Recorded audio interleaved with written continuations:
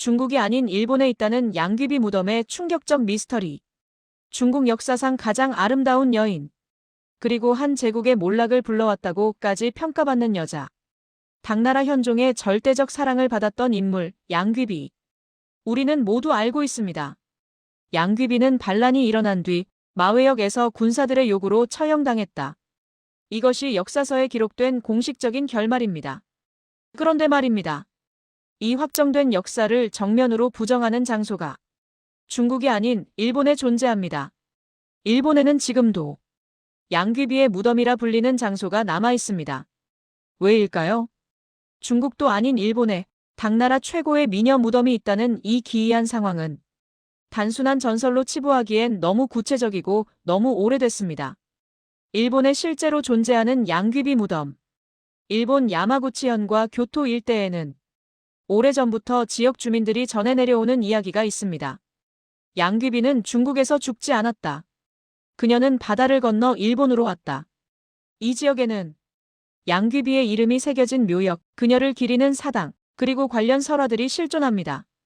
이건 단순한 인터넷 괴담이 아닙니다.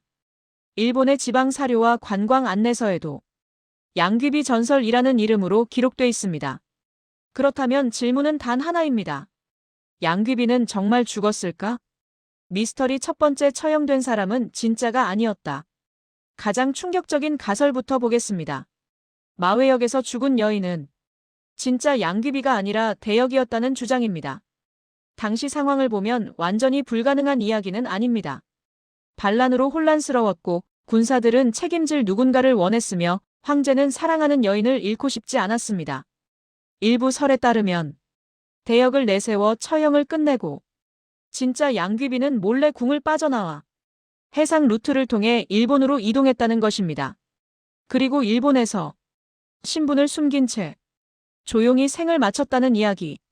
이게 사실이라면 양귀비는 역사상 가장 완벽한 사망 조작의 주인공이 됩니다. 미스터리 두 번째, 일본은 왜 하필 양귀비였을까? 여기서 또 하나의 의문이 생깁니다. 왜 일본은 수많은 중국 인물 중에서 굳이 양귀비였을까요? 당시 일본은 당나라 문화를 절대적으로 동경했습니다. 문자, 의복, 음악, 정치 제도까지 모든 것이 당에서 왔습니다. 그리고 양귀비는 당나라 문화의 정점, 화려함과 몰락을 동시에 상징하는 인물이었습니다. 즉 일본은 양귀비를 통해 당나라의 영광과 비극을 함께 받아들이고 싶었던 것일지도 모릅니다.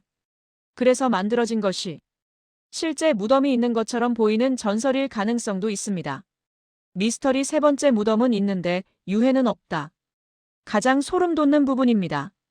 일본에 있는 양귀비 무덤들 가운데 확실한 유해가 발견된 곳은 단 한 곳도 없습니다.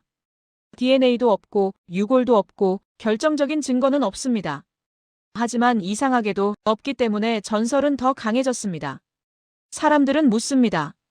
유해가 없다면 정말 다른 곳에 묻힌 건 아닐까? 역사 vs 전설. 중국의 정사는 말합니다. 양귀비는 죽었다.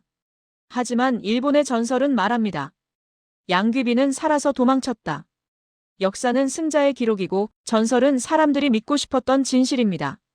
어쩌면 양귀비의 진짜 무덤은 어느 나라에도 없을지도 모릅니다. 혹은 우리가 아직 찾지 못했을 뿐일 수도 있겠죠. 양귀비는 중국에서 죽었다고 기록됐지만 그 전설은 일본에서 지금도 숨쉬고 있습니다.